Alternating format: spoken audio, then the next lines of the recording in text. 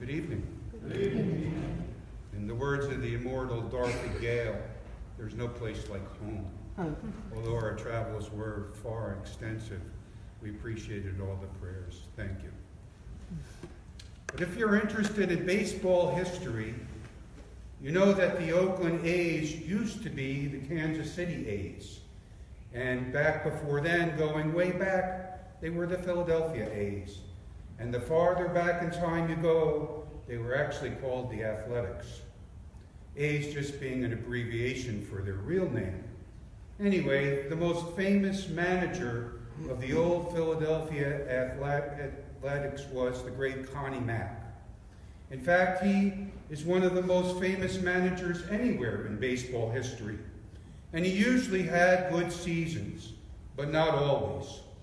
Even great managers sometimes have lousy seasons, because how good a team is depends on the players also. And in 1916, the Athletics and Connie Mack had a horrible season. The season ended for them with a record of 36 wins and 117 losses, one of the worst season records of any team ever.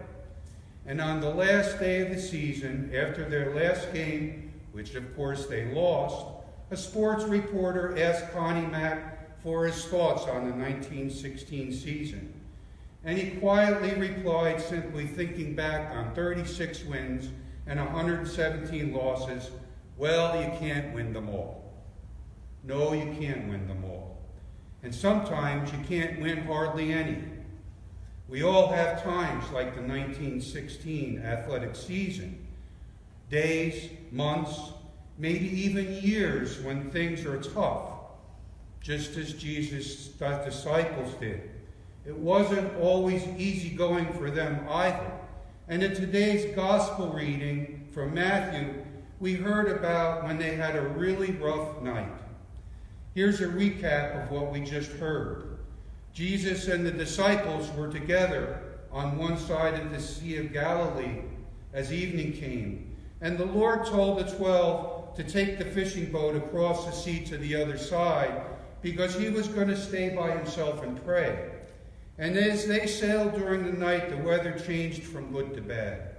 The Sea of Galilee is known for sudden storms, and all of a sudden, the weather turned bad, and the storms quickly descended.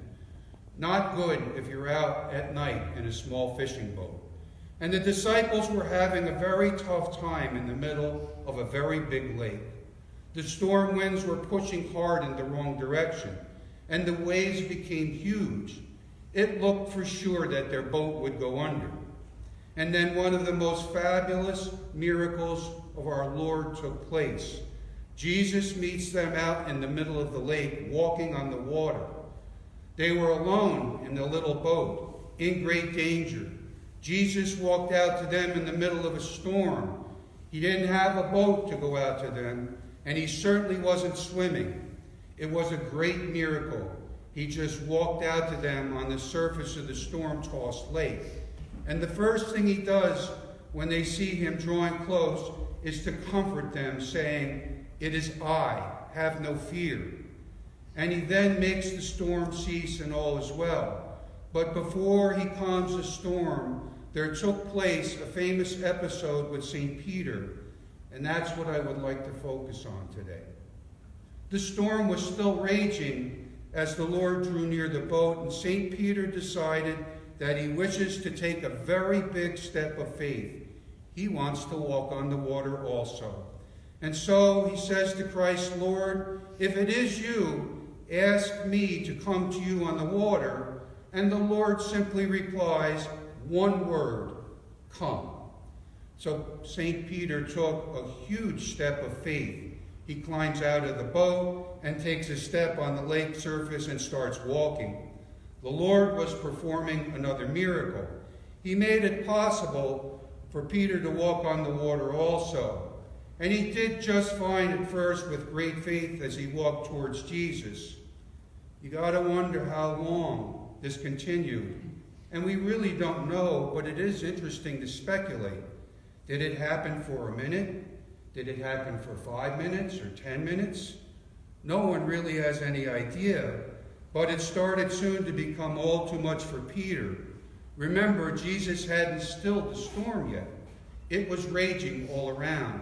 And St. Peter's faith started to become fear, and he went down. You know, I think we can all identify with the apostle. We try as Christians to live by faith in Jesus Christ. With God's help, we try to live for God. But sometimes the storms of life get very strong. And like Peter, our faith starts to turn to fear, and we start sinking. Sometimes it seems like life throws more at us than we can handle. That's what it must have been like for Peter. No way to get out of the storm and no way to stop it. Faith turned to fear, and he started to go down. And sometimes it's like that for us. We're doing our best to live for God and to serve him and obey him. You might say we're walking along on water by God's grace, and then the storms roll in. You lose your job, or you get seriously ill, or maybe someone in your family does. You fall into some new sin, or maybe that old bad habit or addiction springs back up in your life. Maybe your child heads in a bad direction and won't listen to you, etc., etc., etc. In the storm, your faith begins to change into fear, and you begin to go down. So what do? Do what St. Peter did, and when it happened to him. Sometimes we tend to chuckle at St. Peter, thinking he always seemed to be getting himself into trouble, that maybe he was a little bit too impulsive. But when it came to the crunch, and when it was a time to drown, St. Peter did exactly the right thing. As we read, when he saw the wind, he was afraid, and he cried out, "Lord, save me." Now, if Jesus wasn't who Jesus is, he could have responded something like this to Peter: "Save you? I did a miracle to let you walk on water, and you got scared. Now you're on your own. Start swimming." Sound familiar? But of course he didn't respond like that. After Peter cried out for help, we read how the Lord responded as he immediately reached out his hand and caught him. Finally, there was a man who was the only survivor of a shipwreck far out at sea. And he managed to stay alive by floating for days on a piece of wreckage and then being washed up on shore on an uninhabited island. It wasn't much of an island, almost no trees, a few animals to hunt for food, and he could do some fishing. Somehow he managed to scrape up enough food to stay alive. It rained a lot there, so he gathered some driftwood and built himself a tiny, primitive hut. It was all he had. It was no big deal to him, but at least it was a dry place to sleep. One day, after cooking a fish over a little campfire near the hut, he went walking around the island to try to find something else to eat. And while he was gone, a strong wind came up, and sparks from the little fire caught his hut and blew into the hut, and it caught on fire. And when he got back from his searching, it was too late. The hut was almost completely burned up, and there was a big column of smoke going up into the sky. This poor fellow fell into deep and total despair. He fell on the ground and cried out, "Why, God, why?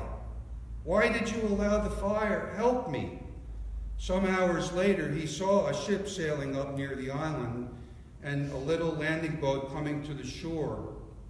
Someone had come to rescue him.